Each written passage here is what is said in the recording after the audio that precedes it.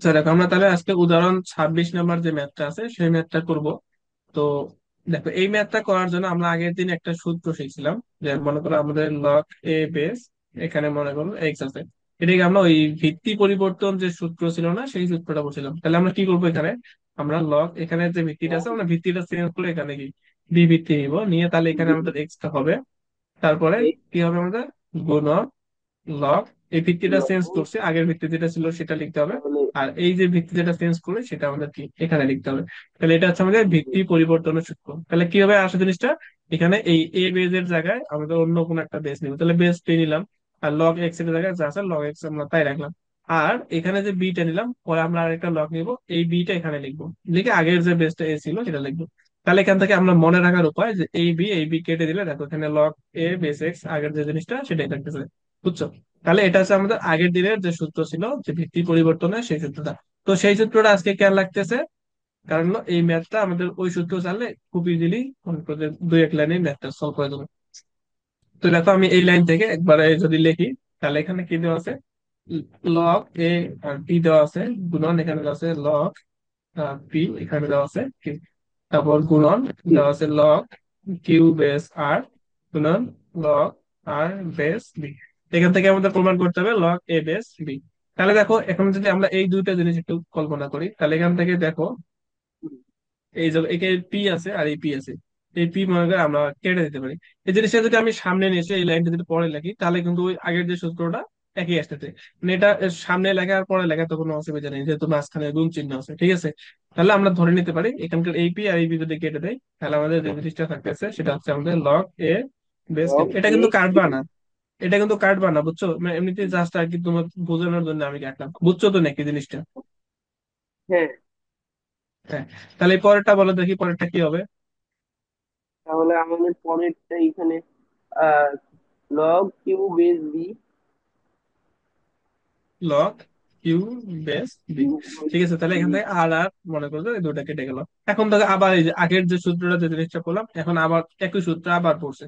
তাহলে এখন এই সূত্রটা আমরা কিভাবে চেঞ্জ করতে পারি, দেখো এই যে এখানে কিউ আছে এখানে কিউ আছে, তাহলে এই দুটো কিউ আমরা বাদ দিতে পারি। তাহলে লগ এ বেস বি। ঠিক আছে, এই যে এটা আছে আমাদের রাইট সাইড। খুবই ইজি কিন্তু ম্যাথটা। তাহলে আমাদের এই ম্যাথটা খুবই ইজি, বাট কথা হলো যে তোমাকে যদি প্রথমে এই ম্যাথটা আমি দেই, তখন তুমি ম্যাথটা কোথায় শুরু করবা আর কোথায় শেষ করবা কোনো কিছু বুঝবে না। ঠিক আছে। মানে এলোমেলো করে আমাদের তো এখানে পাশাপাশি দুইটা হ্যাঁ ছিল, হ্যাঁ তো হ্যাঁ হ্যাঁ, এটা এটা করতে সামনে পারে, দিয়ে এলোমেলো আসে। করে দিতে পারে। এই এই টার্মটা মনে করো তো সামনে দিলে, এই টার্মটা পিছনে দিলে, এই টার্মটা আবার মাঝখানে, এটা আবার শেষে, যে কোনো উপায় দিতে পারে। তাহলে তোমার কি করতে হবে, এগুলা সাজায় গোছায় এভাবে এই রুলস অনুযায়ী নিয়ে আসতে হবে। তাহলে কিন্তু কি ইজিলি অ্যান্সারটা মিলে যাবে। এই জিনিসটা দিয়ে একটু খেয়াল করবা তাহলে হবে। তাহলে এখানে এ আর বি লাগবে, তার মানে এ গুলো এক সাইডে রাখবা, তারপর এদিকে কি অন্য যেগুলো থাকে সেগুলো রাখবা। আর এখান থেকে আমাদের বি লাগবে। তারা এখানে ম্যাথটা দেখো, আমাদের এই জিনিসটা দেওয়া আছে 1/বাই log A base A B C, B base A B C এবং C base A B C equal to আমাদের 1। তাহলে আমরা এখান থেকে এটাকে লেফট সাইড ধরে নেব, শেষ পর্যন্ত রাইট সাইডে ওয়ান অ্যান্সারটা নিয়ে আসতে হবে। ঠিক আছে, তো আমি ধরে নিলাম যে এটা হচ্ছে আমাদের লেফট সাইড। তাহলে আমাদের উদ্দেশ্য কি, রাইট সাইডে আমাদের ওয়ান নিয়ে আসা। যদি ওয়ান নিয়ে আসতে পারি তাহলে আমাদের কি অ্যান্সারটা হয়ে গেল। তাহলে আমরা এখানে একটা কাজ করতে পারি। আচ্ছা, আমরা তোমার একটা সূত্র মনে করে দিই। তাহলে আমি আগের দিন যে সূত্রগুলো পড়ছিলাম, যে এখানে যদি এ বেস বি থাকে, এটাকে আমি লিখতে পারি 1/বাই লগ বি বেসে। অর্থাৎ যদি আমি 1/বাই দিই, তাহলে আমাদের লগ এর যে বেসটা আছে বেসটা চেঞ্জ হয়ে যাবে। তাহলে আগে ছিল এ বেস বি, এখন হলো কি বি বেস এ। বুঝা গেছে? তাহলে এই জিনিসটা আমি করতে পারি। তো এখনো আমি এই যে সূত্রগুলো আছে, মানে এখানে যে ম্যাথটা আছে ওই ম্যাথটার মধ্যে এই সূত্রটাই খাটাবো। তাহলে আমি কাজ করতে পারি কি, ওয়ান তো ওয়ান থাকলো, আর এটাকে ভেঙে লিখতে পারি ওয়ান ডিভাইডেড বাই লগ এই। তাহলে এটা কি আসবে, এটা আমাদের কি ভিত্তিতে আসবে। তাহলে এখানে এ বি সি হলো, আর এখানে হচ্ছে, বোঝা গেছে? জাস্ট আমি এটাকে 1/বাই দিয়ে লিখলাম, তাহলে কি বেসটা আমাকে উলট পালট হয়ে যাবে। প্লাস তাহলে 1/বাই, এটাকে আমরা কিভাবে লিখতে পারি, 1/বাই লগ এই এ বি সি আসলে আমাদের নিচে, আর বি গেল উপরে, প্লাস ওয়ান। তাহলে 1/বাই লগ এবিসি আসলো নিচে, আর উপরে গেল সি। ঠিক আছে, বুঝছো নাকি বুঝো নেই বলো? কি এটা মানে ওটা জিনিসটা আমি উল্টাই দিছি।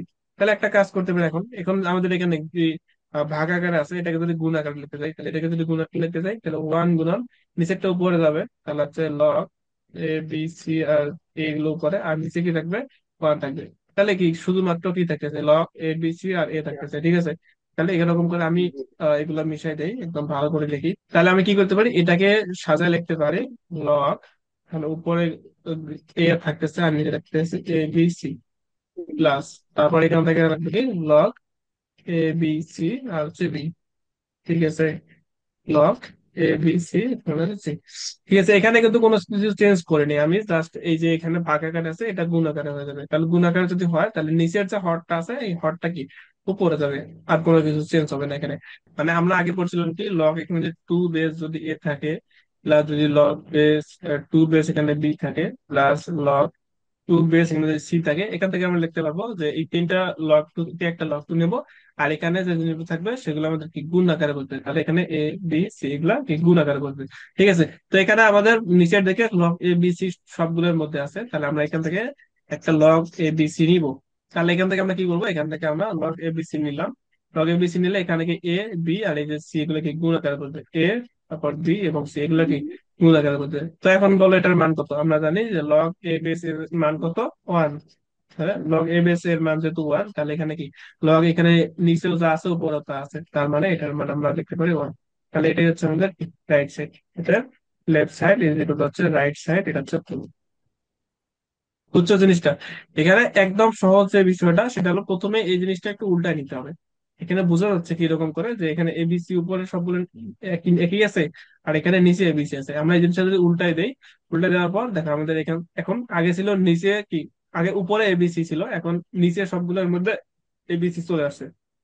তাহলে এই তিনটা লগ এবিসি থেকে একটা লগ এবিসি নিলাম, আর উপরে যে বেস গুলো আসলো সেগুলো কি গুণফল আকারে লিখবো। তাহলে আমাদের log ABC ABC base ABC আসছে, তাহলে আমাদের লগ এ বেস এর মান আমরা জানি ওয়ান, তার মানে এটার মান হলো ওয়ান, তার মানে এটা হচ্ছে আমাদের অ্যান্সার। তো এখানে দেখো এটা অনেক কিছু ধরছে, এভাবে করলেও হবে। এখান থেকে এটা এটাকে এক্স ধরছে, এটাকে ওয়াই ধরছে, এটাকে জেড ধরছে, জেড ধরে এখান থেকে আর কি নির্ণয় করছে। তো এটাও দেখতে পারো, যে কোনো উপায় তুমি করতে পারো, কোনো অসুবিধা নেই। তো ধরো 18 নম্বর 28 নম্বর ম্যাথটা বলো একটু আগে। আচ্ছা দেখো, এখানে ম্যাথটা বোঝার যে বিষয়টা সেটা হলো, দেখো আমাদের পি এর মান দেওয়া আছে, তারপর কিউ এর মান দেওয়া আছে, আবার আর এর মান দেওয়া আছে। এই তিনটা মান আমাদের অলরেডি দেওয়া আছে আমাদের। তাহলে মেন কাজ করতে হবে এতটুকু নিয়ে, তাহলে আমরা এই যে এটা লেফট সাইড নিয়ে কাজ শুরু করবো। লেফট সাইড নিয়ে কাজ শুরু করার পর আমাদের রাইট সাইডে ওয়ান এর মান নিয়ে আসতে হবে। ঠিক আছে, তাহলে আমাদের এখন স্টার্ট করবো আমাদের লেফট সাইড নিয়ে। তাহলে আমি এটাকে ধরে নিলাম, এটা হচ্ছে আমাদের লেফট সাইড। তো আচ্ছা, আমরা তার আগে আরেকটা কাজ করি, এখান থেকে আমাদের পি প্লাস ওয়ান এর মান লাগবে, তাই না? পি প্লাস ওয়ান এর মান লাগবে। আচ্ছা, সাইডে লিখি এগুলা। আমরা এখান থেকে বুঝতে পারতেছি যে আমাদের পি প্লাস ওয়ান এর মান লাগবে, তাহলে আমরা পি প্লাস ওয়ান এর মানটা নির্ণয় করে নিই। তাহলে পি প্লাস ওয়ান, তাহলে পি এর মান দেওয়া আছে আমাদের log A base log BC, A R B. Plus এখানে ওয়ান আছে, তো আমরা ওয়ান কে চেঞ্জ করে একটা জিনিস লিখতে পারি, সেটা হলো যে লগ এ বেস এ লিখতে পারি। কোনো অসুবিধা আছে? লগ এ বেস এর মান কি ওয়ানই, তাহলে কোনো অসুবিধা নেই। তাহলে এখান থেকে লিখতে পারি যে লগ এ, তাহলে এটা কি এই তিনটা আমাদের, এটা আর কি এটা আমাদের কি গুণাকার বসবে, তাহলে এখানকার বিসি আর এখানকার এ, তাহলে গুণ হবে হলো এ বি সি। ঠিক আছে, তাহলে আমাদের পি প্লাস ওয়ান এর মান পেলাম হলো এটা। তারপর আমাদের দেওয়া আছে কিউ প্লাস ওয়ান, তাহলে এটা তো আমাদের একই উপায়ে মানটা বের করতে হবে। তাহলে কিউ এর মান দেওয়া কি ছিল, যে লগ বি, এখানে দেওয়া ছিল কি এ সি নাকি, তাহলে এখানে দেওয়া ছিল যে সি এ প্লাস এখানে আমাদের কি আছে ওয়ান আছে, এটাকে আমরা লিখতে পারি লগ বি বেস বি। তাহলে এখান থেকে আমরা লগ বি যদি নেই, তাহলে এই এ সি আর এসে বি গুণ হবে, তাহলে এখান থেকে আমরা পাচ্ছি এ বি সি। তাহলে আমাদের কি হাড়ির ভাত যেহেতু দুইটা টিপে ফেলছি, তার মানে কি এখন যদি তুমি বুঝতে যাও যে হাড়ির ভাত সিদ্ধ হয়েছে কিনা, তাহলে সব কি টিপবা? সব তো টিপার দরকার নেই, দুই একটা ভাত যদি টিপো তাহলে বুঝতে যাবা কি আমাদের ভাত সিদ্ধ হয়েছে সিদ্ধ কিনা। হয়ে তাহলে আমাদের দুইটা অলরেডি বের করছি, তাহলে আর একটা মান তো আমাদের আবার বের করার দরকার নেই, তুমি লিখে দিবা যে অনুরূপ হবে।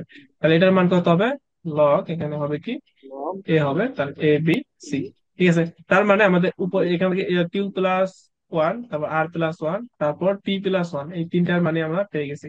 তাহলে তিনটার মানে কি পেলাম, log A base A B C. তাহলে এখন আমরা মানগুলো এখানে বসাই দিব, ওয়ান প্লাস, তার হচ্ছে log A base A B C plus one divided by log A base A B C plus one divided by log A base A B C. আমরা আগের যে ম্যাথটা করলাম, মানে হলো যে কত নাম্বার, এটা আমাদের 27 নম্বর যে ম্যাথটা করলাম, আমরা 28 নম্বর ম্যাথটা একটু আগানোর পর 27 নম্বর ম্যাথের মতো করে পেয়ে গেছি। তাহলে এখন বাকিটুকু 27 নম্বর ম্যাথ যেভাবে করলাম ওইভাবে করলেই তো অ্যান্সারটা পেয়ে যাবো। তাহলে মেইন কথা হলো যে আমাদের 27 নম্বর ম্যাথটা তো একটু আগে করলাম, তাই না?